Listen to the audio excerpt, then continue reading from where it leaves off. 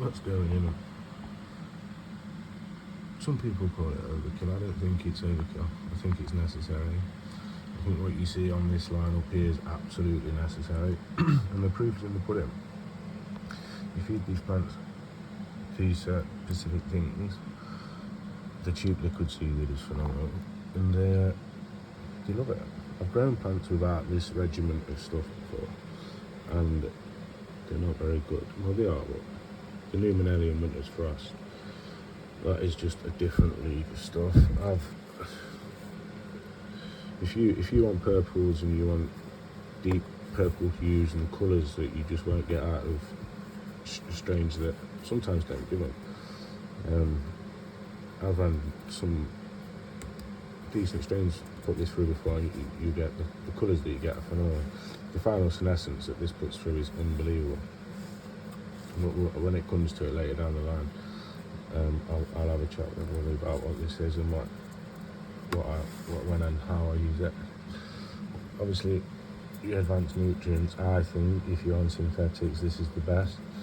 This is the best after seedling stage. Canner A and B, when they're tiny little babies, is perfect. These two up here are a little bit intense, I think. I found these are a bit strong. But they are doable and you can use them, but I tend to stick to this.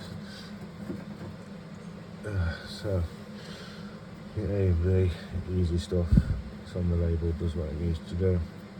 There's nothing really extra in here that I use. Calmag's run out, and I've got a little bit. I like to use this one in this temp. It's a little bit better. I need to get some more. I've had this today. Calmag that. The only additives I like to go extra are PK Warrior Shogun, unbelievable, alongside this bad boy.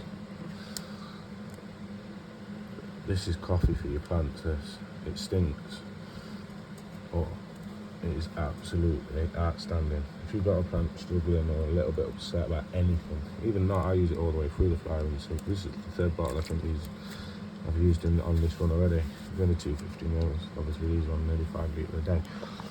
I can't really get into it with one hand, and I don't want to risk spilling it. But yeah, coffee for your plants, man. Get it in alongside the PK. Always go slight with this stuff. I think it's a mil per litre. I go half a mil per litre, right? Well, 0.5 to 1. But I give them all the way through. I've had bottles fucking donkeys. Good stuff alongside this. With everything else, it's just outstanding. As you come later on and you're starting to get to your leaching stage, some people call it flushing. I don't flush personally. I just leach off nutrients slightly, slow them down and drop the ppms down to about 500 ready for harvest, but they're still getting fed. I never starve the plants. Overdrive, good stuff alongside. I think this is just a recipe. It's just a formula of things that work. This line of advanced nutrients. Flawless finish. Some people don't use this. I like I say, I don't flush, so I do use Flawless. I'll give them this for 3 days with a very slight ppm of nutrient feed. I just flush any salts out. This will attach to the salts and remove them without you flushing your plants. So that's good stuff. I don't flush, like I say. I just slowly pull back nutrients towards the end and let them senesce themselves. And when they're coming on, if it's a 9-week strain coming, say week 7 or 8, I'll start giving them some Winter's Frost, which if you Google this, wow, outstanding stuff. It's not cheap, but it's good stuff. None of it's cheap.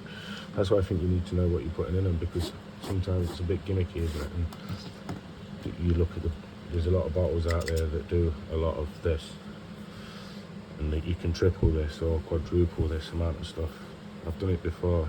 It's serious, unbelievable amount of money when you don't really need to. Now, I don't think this is cheap. I have to get a fixed price on everything that's here. It's probably on 300 quid and maybe a little bit more, 350, but it's worth it. It's worth it. Obviously, always have a good pen. I swap these out every 3 months. So every run, just buy a new one because they're ever so cheap. Let's have a look at the girls.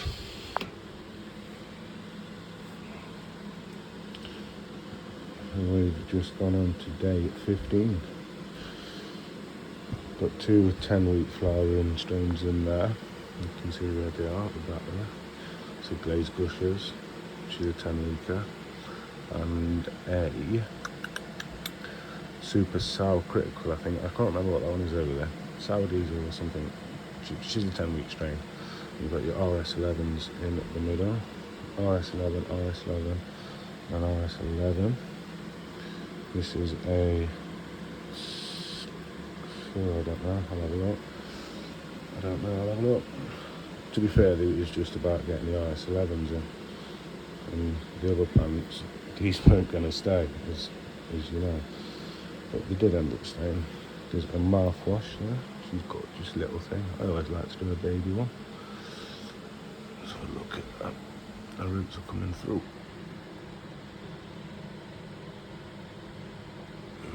She's a happy plant. The glazed gushers over there. I think. Look how dense we are. Goodness me. So we've got critical sour diesel. That's what she is. It's a little stubby thing. That'll say she's on stilts. There's another one there on stilts. I think that's the same plant, the same pheno, same as this one. But Emerald Seeds, they're phenomenally healthy. They're good. They're healthy. Couple of solo cups. Just to fill that corner, I figure, oh, there's a gap there now, so happy days. VPDs are perfect.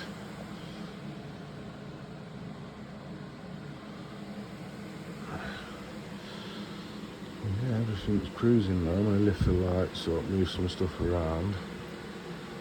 She's just constantly thirsty, so if you notice videos where that back RS11 there, she's a little bit drooped. She's just hungry all the time. She's a greedy bitch. So I think I'm going to start putting her on at maybe 5 litres a day. 5 litres of feed, so it should be on 15 litres a day. As you can tell, these plants have not held back. They've just been drinking, eating, greedy girls, doing everything that I'd expect them to do. There's no deficiencies on any of their tests. If anyone needs any tissue culture tests or anything doing, if you email me, I've got a very close friend that's very capable of certain things, and you can help out with stuff. So if you do need that, just give me a shout. And obviously UK bills. Look at that, Bobby. Tiny little bit of tip burn, but the nutrients, the ppms have been ever so high, so I'd expect to see that, which I don't mind. They're happy, very healthy, and everything's in bloom. Obviously the slower flowering girls, as long as they're green and shiny and not hungry, I don't care how long they take. If they're the 10-week strain, then I'll let these have, well, they'll all have the same amount of time, so they'll be popping when they're ready in the back 2 corners. Can't really see if she's crowned, I don't think so.